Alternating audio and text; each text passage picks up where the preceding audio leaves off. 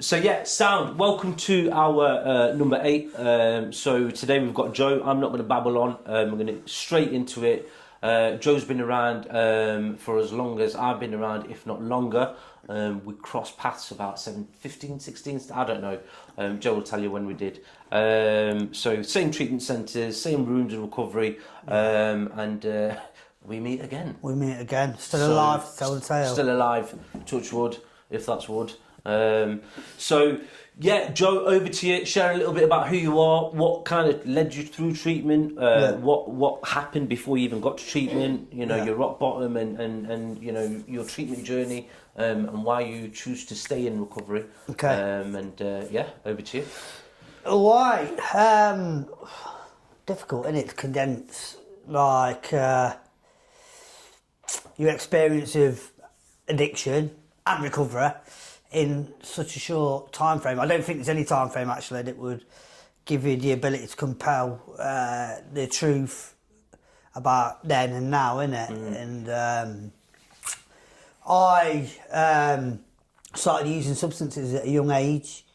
You know, when you look back at, like, you know, today, yeah, when you look at 13, 14-year-olds and you think, you know, look so innocent, like, you know, not really experienced life. I'm not saying that's, you know, all individuals of that age, but like that was the age when I started using Class A drugs, and like 13, 14, so really young.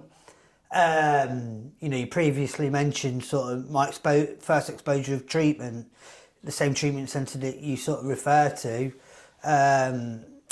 was my first experience of recovery in abstinence. I knew nothing about recovery or abstinence. For me, it got bad very quickly, you know, yeah, very rapidly from the moment I started using. Looking back now, I can see very clearly the difference in the way in which I use to other people. You know, even like, you know, when we're using the so-called party drugs, yeah, I always remember like being in my mates, do you know, like, you know, old council houses, there's like, they had outside toilets. Right, yeah. Remember them, right? So I remember, like, we couldn't get in his house. His mum wouldn't open the door, so he was like in this outside toilet, sniffing loads of MDMA, and like he's loving it in the moment with it, sort of thing. And in my head, I'm thinking, how much have we got left? Like, you know, I want more. Do you know what I mean? And I recognise little things like that even back then. Most certainly, I can see that stuff for what it is now. But like, I'm that addict where, you know, you asked me earlier, Shay, like, what's my drug of choice? I haven't got one, right? Because I am that sort of addict where I use heroin the same way as I use crack. I use crack the same way as I take ketamine. I take ketamine the same way as I abuse prescription drugs, so on and so forth. And I drink in the same way as I do all the above. Yeah, it comes at the forefront of my behaviour, and it comes before everyone and everything, you know. Starting with myself, my own well-being, basic life skills, don't eat, don't wash. So yeah, like very quickly it impacted each and every area of my life. Very quickly I was conducting criminal behaviour. This is all the way back then, you know, like at such a young age, you know, robbing, lying and cheating. And I was untrustworthy, completely caught in the horrors of addiction at such a young age, do you know what I mean? And then I remember, like, at 18, I was in society's eyes and community's eyes, an 18-year-old man. Yeah, but I was a fucking little boy.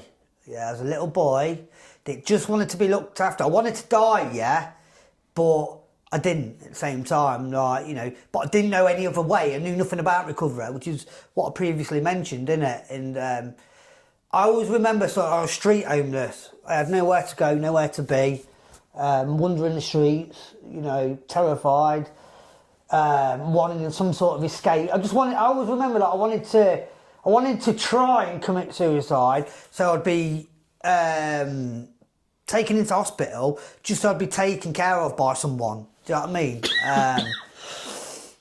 And I always remember going to my mum worked as a manageress in a charity shop in Loughborough. And I went there and she hadn't seen me for ages. So there was years of addiction. Obviously it changed the way in which her son looks. And, I broke down and she broke down. And you know, I said, Mum, I fucking can't continue. It's such a young age, you know what I mean? And it's mad because she previously got a number for a treatment centre for my older brother, who's also an addict, right? He's unfortunately still in addiction to this day. And she went, look, I've got this number of a treatment centre in Derby, and I rang them, okay? You know, like when you think about what a rehab is, like, and you've got no clue of it, right? I just thought it was either like some sort of hospital ward or stately home, or I didn't fucking know. Because just to ask, so at this time, because you was young when this happened, right? Yeah. How old was you when you went in? 17, 18 years old. Wow, is that when we met you? Yeah, a long time ago. I'm 36 now. Do you know what I mean? So it's a long time ago, man. So it was a couple of, mind you, it's probably a couple of years after I'd met you when it come, but 17, 18, because they won't take anyone at 17, so No, you it must have been just turned 18. Just turned 18, yeah. Yeah. Just turned 18. And I remember going for my assessment. My mum paid for a taxi for me, innit? And obviously from Loughborough to Derby. You know, like, although terrified and didn't know what to expect, was desperate for help, innit?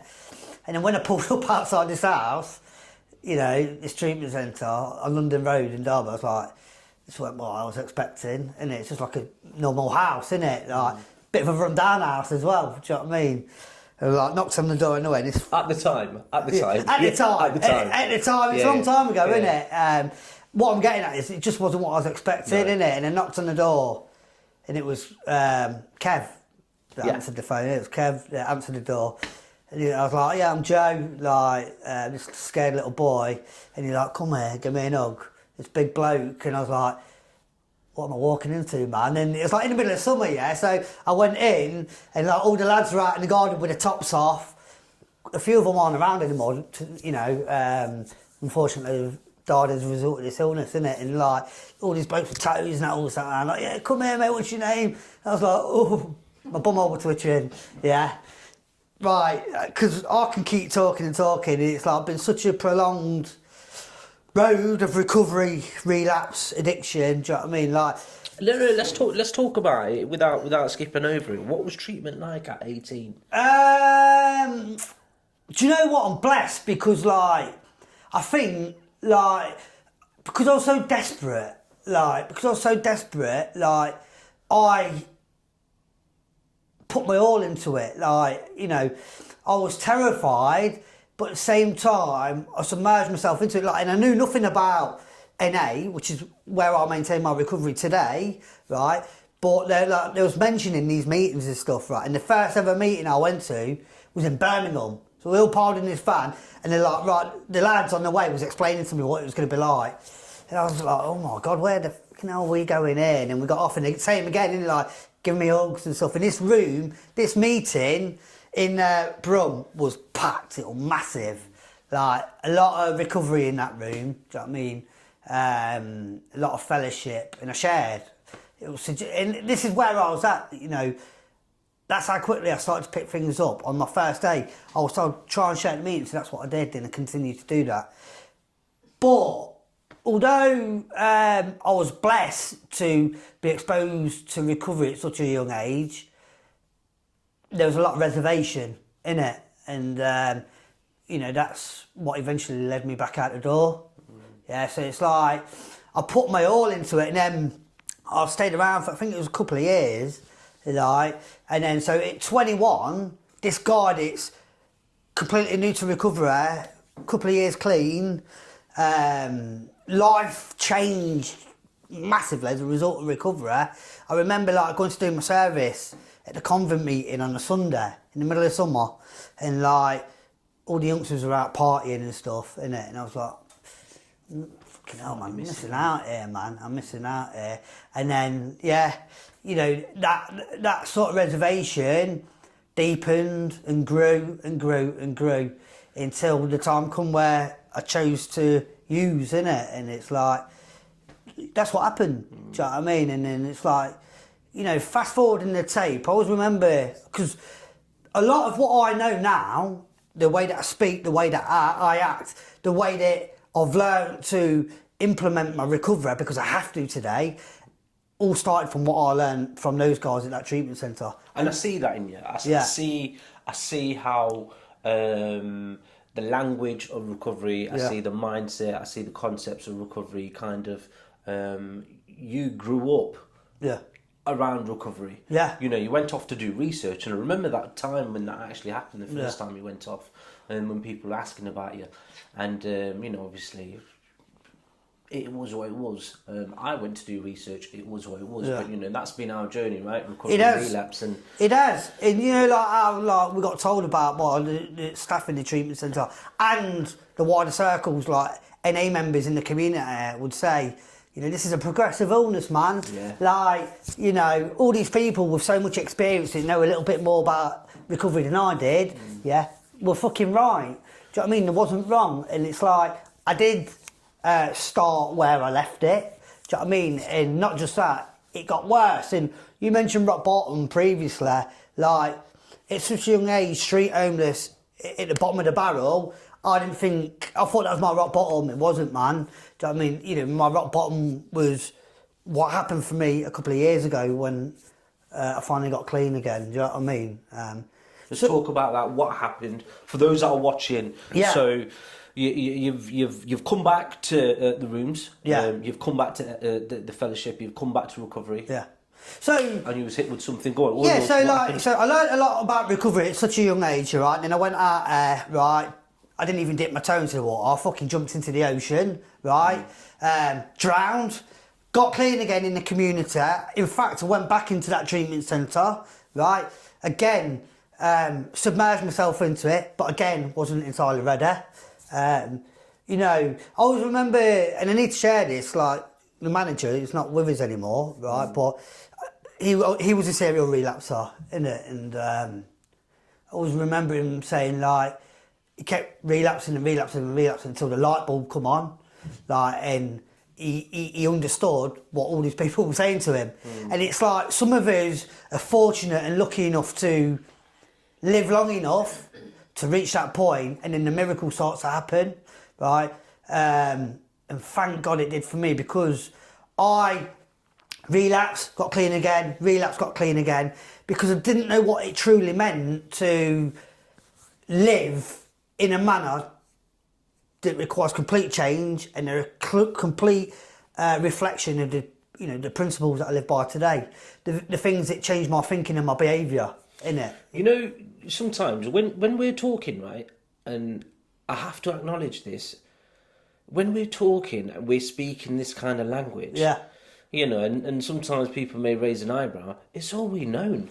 Yeah. Am I right in saying it's all we known, right? Yeah, so sometimes it's sort of like, I remember saying, spieling off basic text or spieling off language that we've picked up and, you know, as a masquerading some form of recovery. But now if we actually have a look at it, I was 23 when I come, right? You was 18 when you come. The only sober way of life that we had was with this language and this lifestyle. And when we went out to do research, we was in effect on standby, right? So we're on standby, we're not learning nothing. That's it. And then when we've come back, we've learnt this language again. Absolutely. So we've been around this stuff again. So when it naturally rolls off out, I try, and you know, Joe, right? I try my very, very best to try and be me and not just use language as it just rolls off your tongue, don't it? Of course it does. It does, because there's no middle ground in it for me. Yeah, it's like, the only time I've ever had any quality of life, is because of this stuff that we're speaking about. And I'm not someone that can drink manageably, right? I'm someone that has to be solely relying upon something greater than myself, right? Because my experience tells me that. When I'm not reliant upon it, the same thing always happens. Like, and you're making me conscious of how I'm speaking. Do you know what I mean? It's a blessing. Of course it is. Don't be conscious of it. It's a blessing, because, like I say, you know, going back to it, not to move off subject, going back to it, when it's been shared, you know what, just spieling off language, etc. You know, masquerading something, and it's been kind of my eggshell of a facade as well. But underneath that, Yeah. I just feel like acknowledging we haven't known anything. Absolutely not. When we've been sober and when we've been clean, right? Yeah. We haven't known any other language. We haven't known any other way of life. We haven't really kind of known anything. So when we talk like this, it's kind of just been picked up. Yeah, it has. It has. Yeah. And we know we operate by using abbreviations. We operate by using a cheesy saying. Do you know what I mean? Keep it one day at a time and so forth. Of course, man. And then sometimes people are like, that's a bit too much. Turn it off. You're Yeah. You're outside of a meeting. You don't need to speak like that. Yeah. But for me, my recovery don't live in a meeting. Do you know what I mean? It's outside of a meeting. It is. As well, That's what I was about to say, innit? And it's like when this epiphany happened for me, which I'll talk about in a second. It's like, you know, I've been that guy where like, I'm really good at retaining information. Yeah, it's just a part of who I am. I enjoy reading. I learn quickly, right? So there's one thing. Talking and sounding a certain way, but what am I doing when I leave the fucking room? Yeah? And that integrity stuff, and that's what took me so long to learn. It's like there's no middle ground, and it either has to be that or this, 1,000,000% in it. And so on the 14th of October, 2024, I think, or 2023. I'm looking at my fiance, feel like to give me the nod. Like, you know, I was in an empty flat. Okay, addiction for me had progressed to a point that, you know, was horrendous, innit? And no words can compound that. But I was in an empty flat on a piss stained mattress, literally. Okay, with a piss stained quilt, no sheets on it, dirty pillowcases. No dirty pillows with no pillowcase on it. I had one pair of socks, one pair of boxers. It was a crack den. No carpet, no pictures on the walls, no curtains, a smashed window. Right, horrendous. Surrounded by crack pipes, tinfoil, prescription meds, empty bottles, shoplifting, robbing drug dealers, so on and so forth, eating out of bins. Yeah. My mum would pop round now and then to bring me some food because she didn't want me to die, innit? And on that date that I've just mentioned, was on my way to score, yeah? And then by this point, like, I had enough, but recovery was not in my life. But when I say I'd had enough, I was doing little things to try and help myself, like, I got a phone. Right, I didn't have a phone for a long time because I just fucking sell it, yeah? I couldn't be manageable with anything because I was in the grips of it. And I got a phone and I'd reached out to a few people prior that I forgot about. So on that day, I was on my way to score and this NA member, which I didn't know at the time, it was a week clean, right? It was a week clean. And he rang me up and he goes, you know, you're all right, Joe, like, you know, what are you up to? And I didn't tell him I was on my way to score. I broke down on the phone. I was like, mate, I'm fucked. You know, I've had enough, and you know, it's going to kill me. This is going to kill me. Whether it's overdosing, being stabbed, something's going to happen, right? I'm looking at going to prison because I've committed all these offences as a result of addiction. And he's like, look, I'll come and get you and we'll go for a coffee, yeah? And I was like, even though I had nothing in the bank, yeah, like, and addiction was the driving force in my life, I still, like, there was that pull there, like, I want to, but, and I was like, all right, and he went, I'll come and pick you up. And it's like on a film, right? I put the phone down and I started to walk back towards my flat instead of scoring. And this was a physical thing. I was like taking steps forward and then taking steps back, having that physical battle in it. And it's like, that's how powerful it is. I had nothing left, literally nothing left internally and externally, other than the fact that my heart was beating, yeah, which would have gone at some point. And I rang my mum whilst this was happening. And I told her that this guy had rang me. And I said, it's the right thing to do, innit? And she went, it is, son. You know what you need to do. And you can do it, yeah? So I went back and he picked me up. Right, so that was on the 14th of October, I think 2023, I think. And, yeah, 2023. And he come and picked me up. We went for a coffee. He took me to a meeting. And I've stayed clean ever since, right? So for the first 30 days of my recovery, I completely submerged myself in NA. I was going to meetings every night, mixing with people. I've met my now beautiful wife to be, right, at that time. And although I didn't have anything physically, right, and I looked like shit, I looked like a fucking caveman at best, right, me and my mate laugh about it now because he said I looked like a stick of the dump, right, I smelled like that as well, right, I had fur on my teeth, and do you know when I'm on about that epiphany that happened for that treatment manager after multiple relapses? When that battle was happening for me, right, my head said to me, cancel him, go and use, right, and meet him tomorrow, yeah? And that's where the light bulb come on, because I learned, and my head said that to me at 17, that same lie, innit? And I said, I'm not anymore, I'm not doing it anymore, man.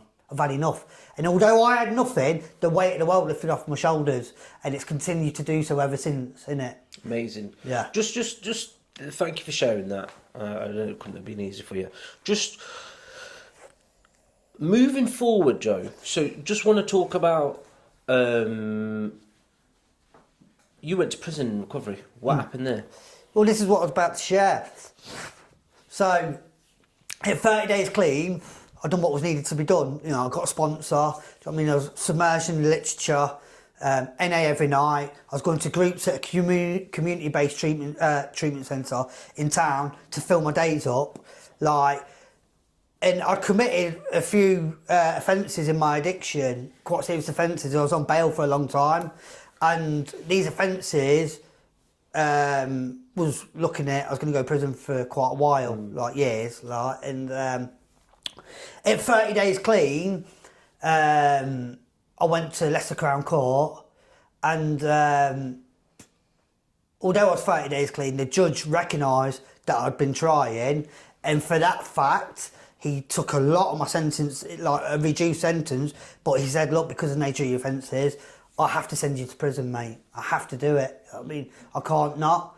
And I'd been to prison before prior, literally for a week on remand in Nottingham, right?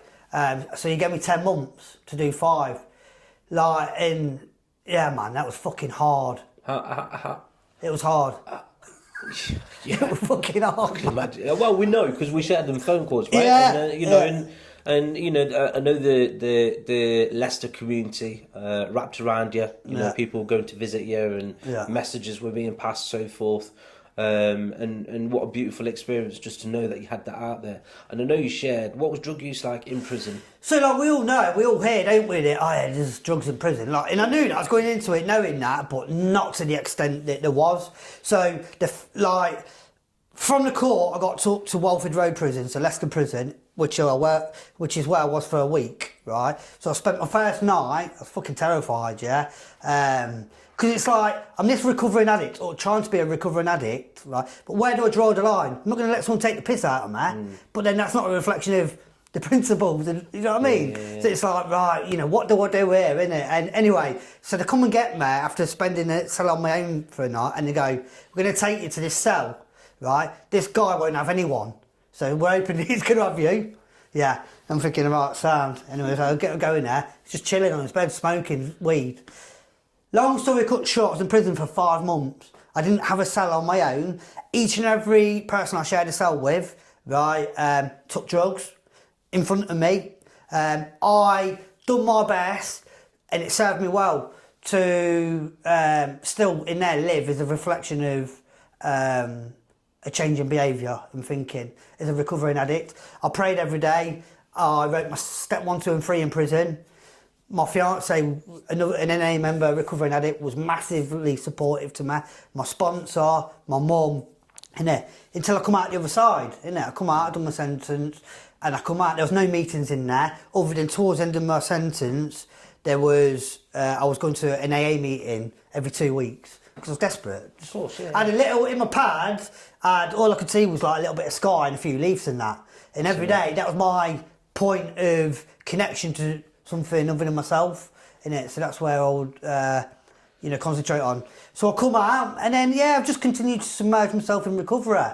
you know, and as a result, my life's changed and continue to change. Talk about that, Joe, because firstly just share, because should we ever, it doesn't really matter. Share about how clean you are in terms of time. Also share about, you know, you're a father now and father to be. So yeah, I'm going to be coming up to 2.5 years. Amazing. Yeah, Well I'm going to be coming up to 2.5 years. Where's my life at today? So my life today is I work full time in a drug and alcohol service. I'm a housing support worker. I'm good at my job. I'm valued in my workplace. I have got a fiance, right? She's also a recovering addict. She's celebrating 5 years next week. Amazing. Yeah, man. She's my best friend. I'm in, for the first time in my life, a healthy, honest, trustworthy, committed relationship that's loyal and dedicated. We both have our individual recoveries, but we both are in recovery together as well, loving and living life. We have a little girl. It's all right, take your time. Her name's Romy Lee. She's 1 year old, just over 1 year old, and she's beautiful in every way. And we've got a little boy on the way. I learnt to drive and I passed my driving test. Been abroad numerous of times. We went Spain last year, me, my fiance and our daughter. Took her, she weren't even one, and we took her abroad, do you know what I mean? And we've got a beautiful home. And you know, with all this, like, you know, I'm saying all this stuff, but I struggle still, man. Do you know what I mean? I've got an head that tells me I'm a shit dad. I've got an head that tells me I'm a shit partner. I've got an head that tells me I'm shit at my job. And do you know that lie I was talking about, right? Oh, get in touch with that recovering addict tomorrow, yeah? That same lie still lives within my head today, right? But it comes in other forms, innit? So like, you can't pass your driving test, Joe. You can't get a job. You're not going to be able to be a dad. You're not going to be able to be a successful part in a relationship. And the reason I'm sharing that is because the evidence, right, shows me differently. Yeah. Which... So what keeps you coming back? Just to round it up, what keeps you coming back, and just for your message that you might want to pass to anyone that's watching, you know, we're all in recovery here. We are, yeah. You know, we on paper and on the outside we look fantastic, we look all right. But why do you keep coming back?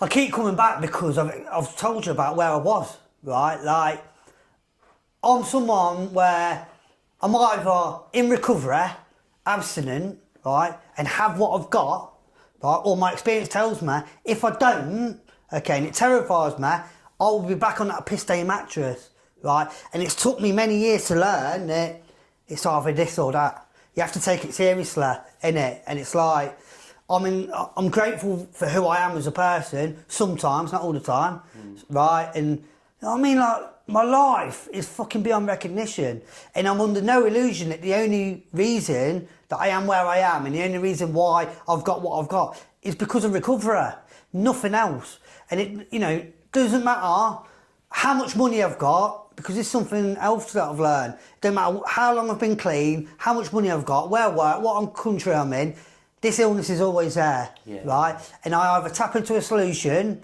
to keep it at bay or not. And if I don't, the same thing will always happen.